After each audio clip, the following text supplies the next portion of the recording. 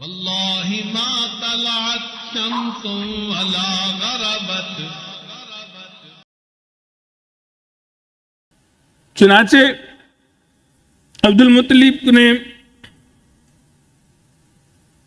وادی بیت اللہ بن گئے. اس کے بعد ان کی شادی ہو گئی. انہوں نے منت مانی اگر میرے 10 بیٹے ہوئے تو ان میں سے میں ایک کو اللہ کے نام پہ قربان کر دوں گا. اللہ کی شان دیکھیے کہ اللہ رب العزت نے 10 بیٹے عطا فرما دیے. اب انہوں نے سوچا کہ قسم کیسی پوری کروں, کس بیٹے کو ذبح کروں. اس کے لیے ایک قرعہ ڈالا گیا.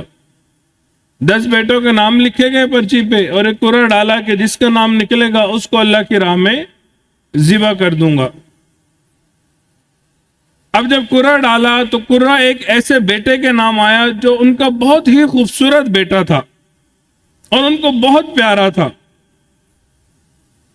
اس کا نام عبداللہ تھا.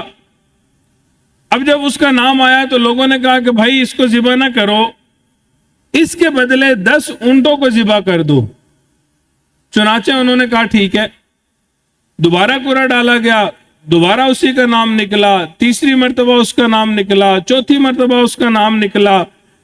اونٹوں کی 10 کر کے تعداد بڑھتی گئی حتیٰ کہ جب 100 اونٹوں کی تعداد آئی اب قرعہ اونٹوں کے نام نکلا, عبداللہ کے نام نہ نکلا.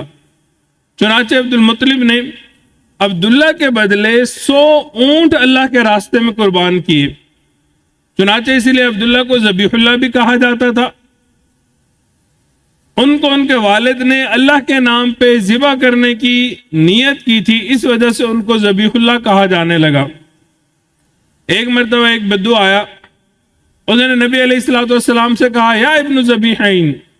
تو نبی علیہ الصلوۃ والسلام مسکرانے لگے, فرمانے لگے ہاں میں اسماعیل علیہ الصلوۃ والسلام کی اولاد میں سے ہوں جنہیں اللہ کے نام پہ ذبح کیا گیا, اور میں عبداللہ کا بیٹا ہوں وہ بھی ذبیح اللہ تھے, ان کو بھی اللہ کے نام پہ ذبح کرنے کی نیت کی گئی تھی. حضرت عبداللہ جوان تھے تو ان کی جوانی اور خوبصورتی کو دیکھ کے لوگ رشک کیا کرتے تھے.